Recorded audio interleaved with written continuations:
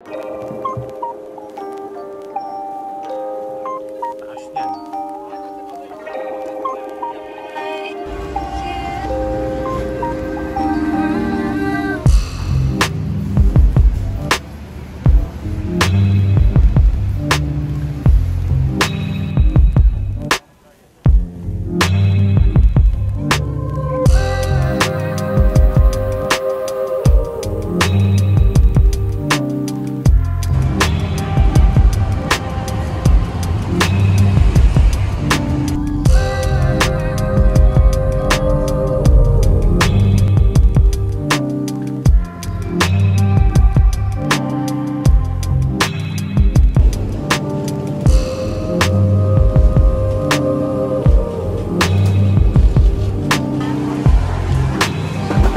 you.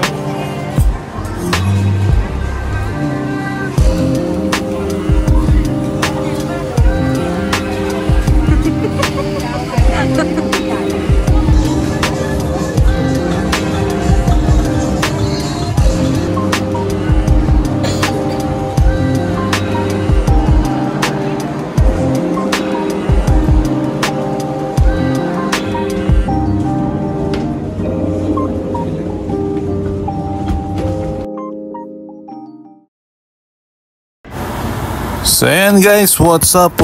Good morning.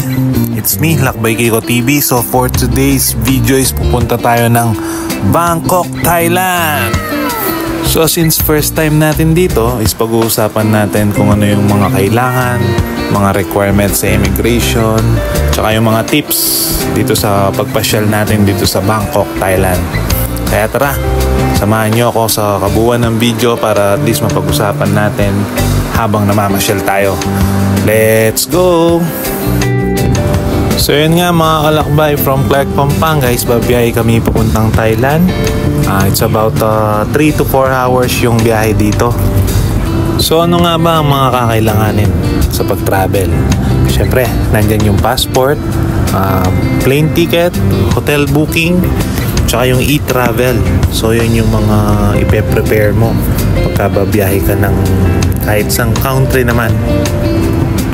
So yung e-travel, pwede mo yung gawin online 24 hours before your flight para at least iwas hassle na pag nasa airport ka na. So actually yun lang naman talaga yung mga kailangan. Kaya lang siyempre sa immigration, alam nyo na, pagka minsan matche-tsempohan ka talaga, so kailangan mo rin ng mga supporting documents. Like kung halimbawa employed ka, certificate of employment. Kung may bank account ka, siyempre yung bank certificate or bank statement. Kung may business ka naman, business permit, ganyan, katunayan na talagang may business ka sa Pilipinas. So by the way, ito pala yung hotel namin, Pratunam City Inn. Located to dito sa may Pratunam City, dito sa may Bangkok. So yung mga ibang tip is pag-uusapan natin mamaya, like yung mga halimbawa yung transportation, palitan ng pera, at iba't iba pang payment method na ginawa namin na I think is maganda naman. Kaya tara, pasyal muna tayo. So yun guys, first day natin dito sa Thailand at pupunta tayo ng Central World. Sa Central World tayo. May nakita tayong coffee shop dito, Coffee Beans. Siguro mas marami dyan yung serving compare sa Pilipinas. Kasi sa Pilipinas, coffee bean lang eh. Mamaya na! Aray!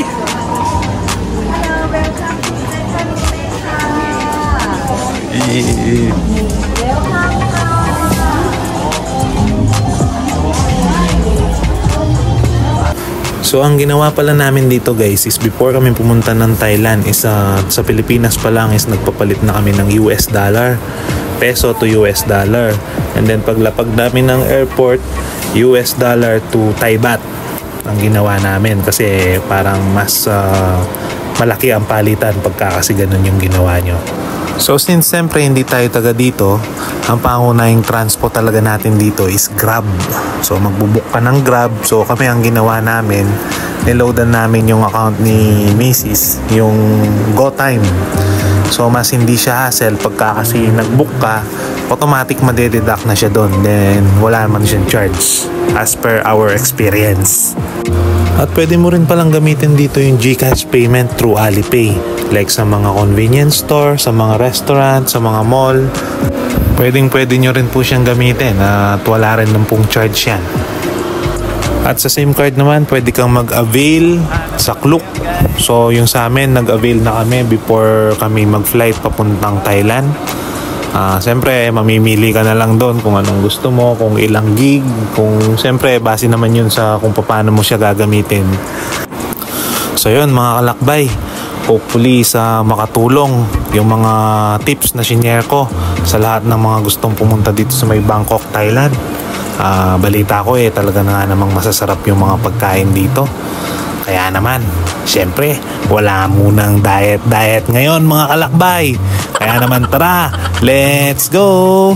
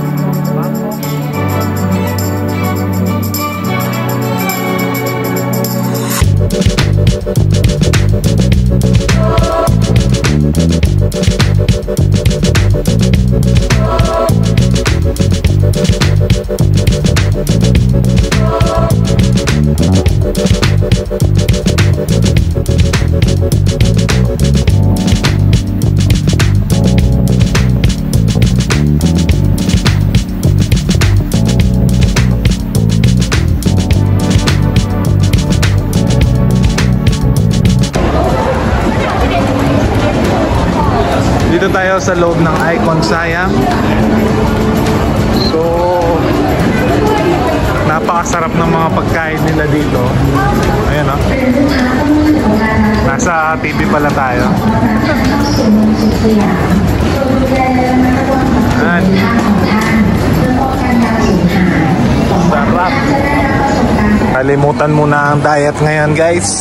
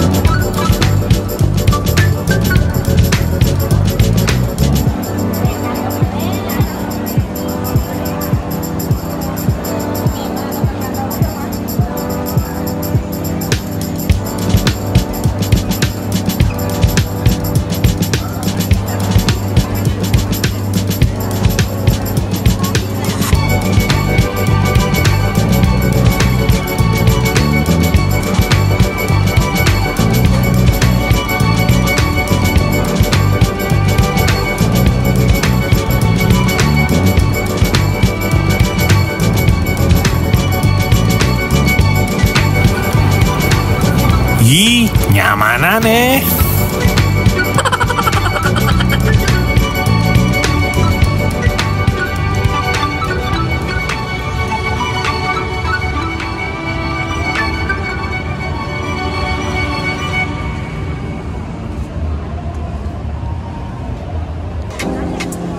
It's dinner time mga kalakbay. So nandito kami sa isa sa pinakamalaking night market dito sa may Bangkok, ang Judge Fair Night Market. Sadya nga namang talagang magsasawa ka sa mga makikita mong pagkain dito. Grabe. Yung tipong gusto mo pa sanang kumain pero busog ka na sa dami ng pagpipilian mo. Oh, ayan si Kuya sinunog yung barbecue, yan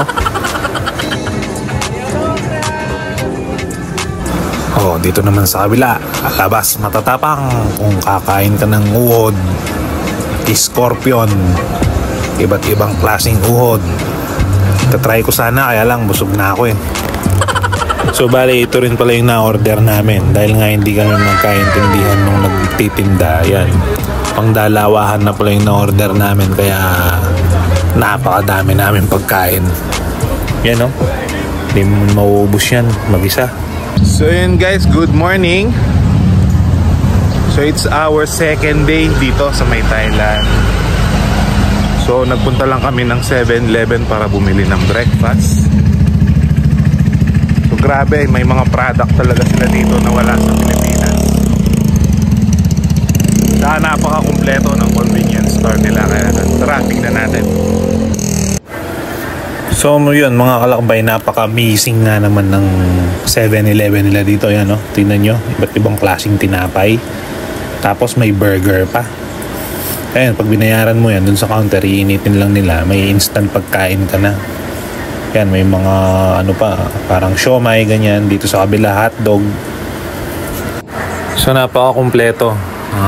Yung ibang product nila dito is hindi mo naman mabibili sa Pilipinas. Yan, may mga laruan pa.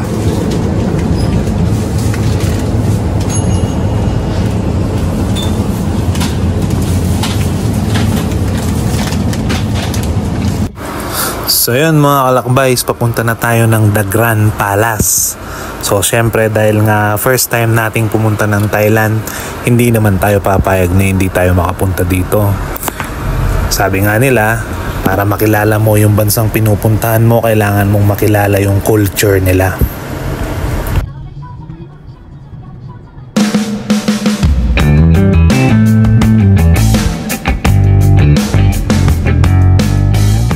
Guys, nandito na tayo sa Grand Palace.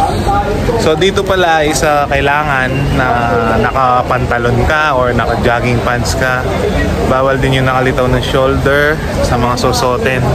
Then bawal mag-video ng ng gamit mo, naka-selfie stick, ganyan. Tsaka bawal din yung drone.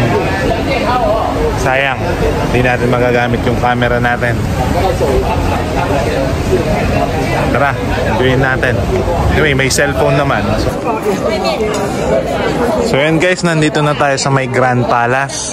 So napakadami palang mga temple dito. Kaya ito, nag-rent tayo nung multi-language support para maintindihan natin yung history ng mga temple nila. Siyempre sayang naman, talagang napakayaman naman ng culture talaga ng Thailand.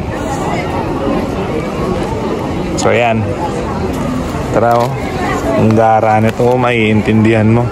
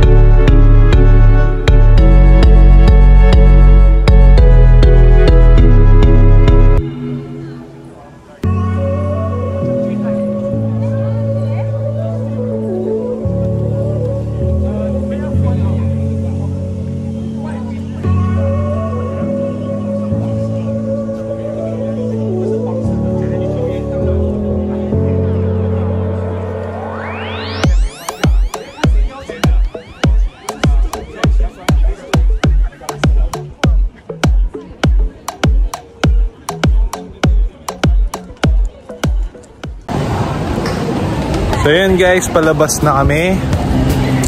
Kabali, napakaganda ng culture ng mga taga Thailand.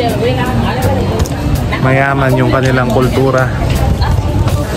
So yun, sa lahat ng mga gustong pumunta dito, siguro tip is magsuot na lang kayo ng mga komportabling sapatos, sandals, pwede naman.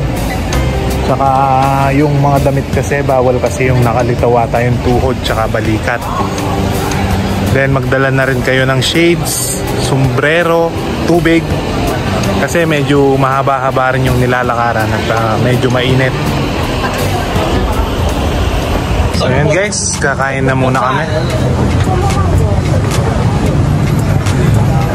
Pupunta kami maya-maya ng Wat Po. So bali dito kami kakain. Tara.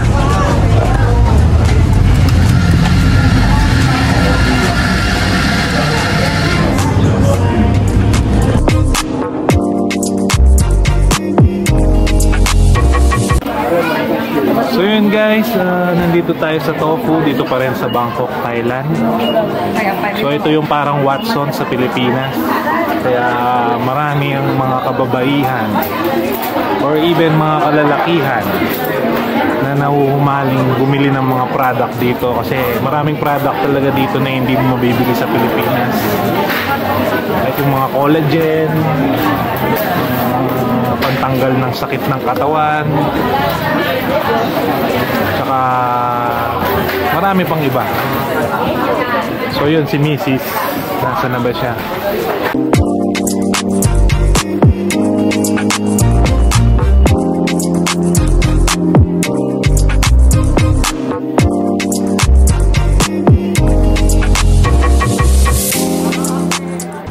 So yun mga kalakbay, second night namin is magdi-dinner naman kami dito sa may Chatuchak Weekend Market.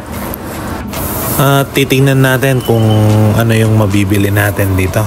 Mamimili siguro tayo ng konting pasalubong.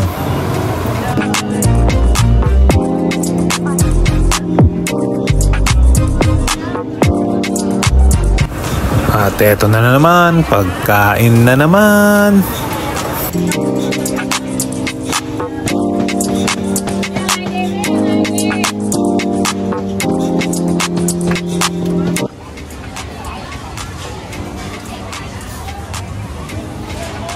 $35 baht. How many pieces?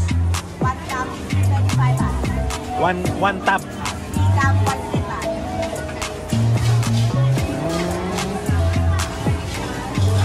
Okay. Only 35. 35 baht. 35 baht. So yun, muntik pa kaming hindi magkaintindihan ni ate. Pero in fairness, masarap. Samul ne.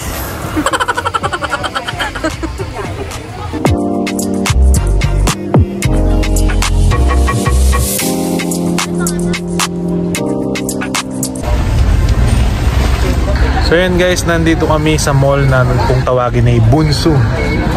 Tapos dun sa ilalim, dun yung Chatuchak Night Market. So galing kami kanina dun. Napakaganda rin at marami kang pwedeng pagpilian. Ginabi na kami. Night market. Oo, yun. Yan, no? Pinaglatag na kami ng banig ni kuya. Magsasara na yata sila. So yun guys, good morning. So it's our last day today dito sa may Thailand. Kaya dito kami ngayon, laundry day, para at least hindi ganong mabigat yung mga bagahe namin. So yan, dito magpapapalit kami ng coins para dun sa mga laundry machine nila. Yan. Dito may palitan sila ng coins. Pwede dito is 20, 50, tsaka 100 bill lang. Yan, papalitan nila ng tig 10 para sila yung gagamitin natin dun sa mga machine. Madali naman silang i-operate. Self-service. Guys, mamaya mixed color na yan. Dryer lang naman. Ito naman.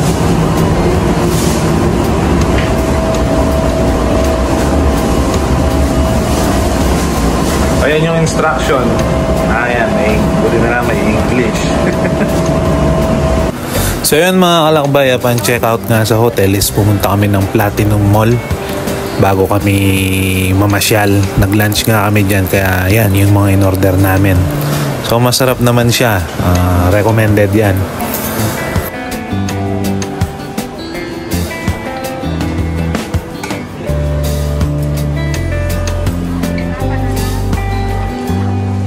Thank you. So yun guys, as of this moment, nandito kami sa Siam Paragon. Sa tong mall na pang mahirap. Tignan nyo naman yung mga brand ng mga booth dito. Grabe. So kami, pauwi na kami ng Pilipinas. So from dito, may train station na rin papuntang airport. Kaya tara, uwi na tayo.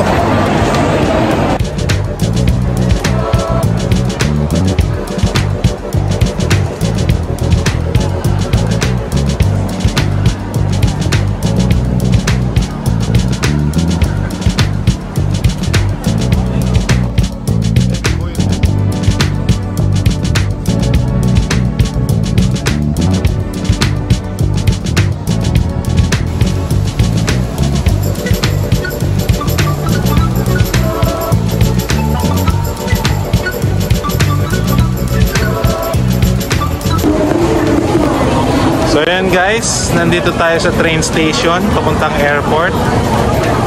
Tingnan nyo naman guys, oh, nakapila yung mga tao. Talagang napaka-disiplinado. Nai-imagine ko kung sa Pilipinas to. Ewan ko na lang. Ewan ko na lang kung di pa ako itinulak doon sa ilalim. So yan mga kalakbay, pauwi na kami. So maraming salamat sa lahat ng followers ko, YouTube and Facebook. Maraming salamat din sa iyo, Bangkok, Thailand. At muli po, ako po si Lakbay Kiko TV. Hanggang sa muli nating paglalakbay. Bye-bye!